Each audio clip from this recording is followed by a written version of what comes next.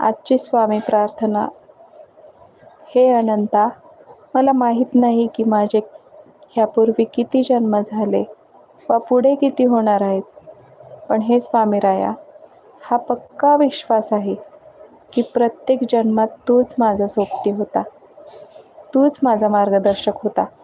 हे दत्तात्रेया, मला मोक्ष नको, कारण तुझ्या भक्तीचा आनंदच न्यारा आहे.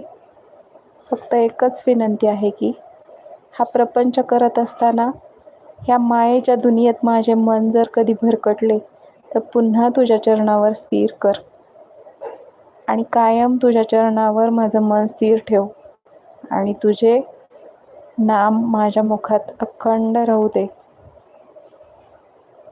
श्री स्वामी समर्थ.